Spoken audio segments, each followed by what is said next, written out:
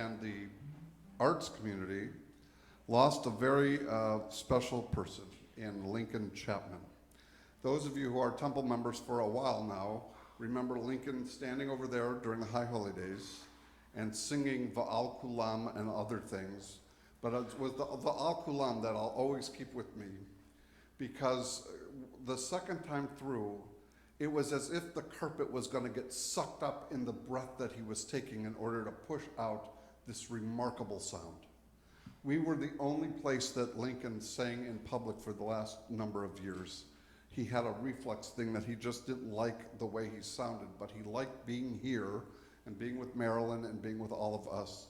And so we were always so blessed to have him as part of our community. And he'd been here since the second year of Cantor Shore being here, so it's about 17 or 18 years now that he had been singing with us. He was diagnosed with a form of cancer earlier in the month and then died last Tuesday. He was the voice teacher for all three of our sons. He got the older one to speak to him in ways that he spoke to no other adult, kind and gentle, and it was wonderful. And Lincoln could get him to do things. Danny, who needed a good vocal coach, Lincoln put up with, and Alex wept a little bit when he found out that we lost Lincoln this week. And all three of our boys had a really special relationship, as did hundreds and hundreds of students throughout the 30-some years that Lincoln was teaching here, these last many years at the Musical Arts Center down in O'Brienville.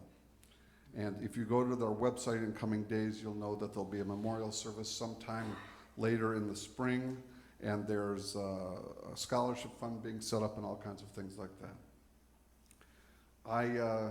Nancy and I paid for a bunch of voice lessons for the boys, and they were busy enough that there were some leftover voice lessons one year.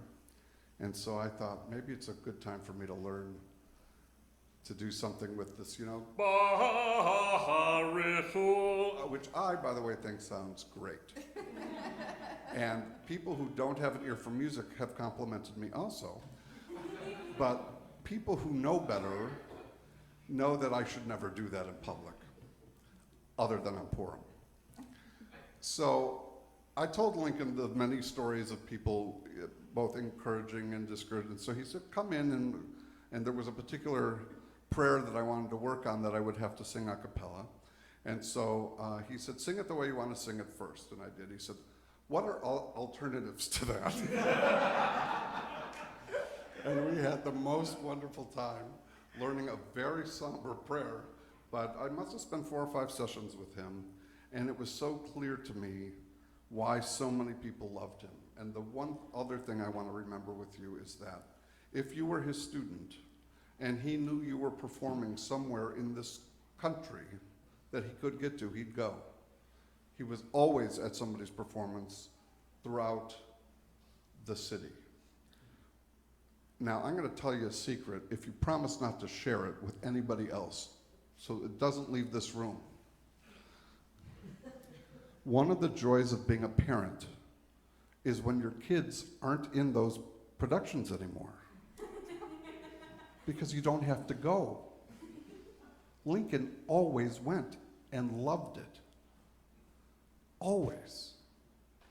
And if you look on that Musical Arts website, there's a picture of him where he was clearly standing with somebody else, but they just wanted the picture of him, just the same way the picture I sent you all this week, he was standing with our son Alex at a production that Alex was in.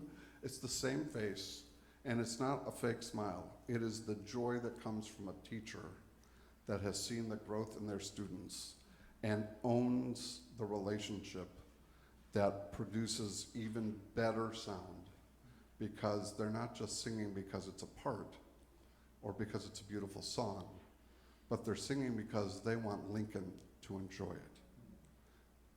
And that's why this man will be missed forever.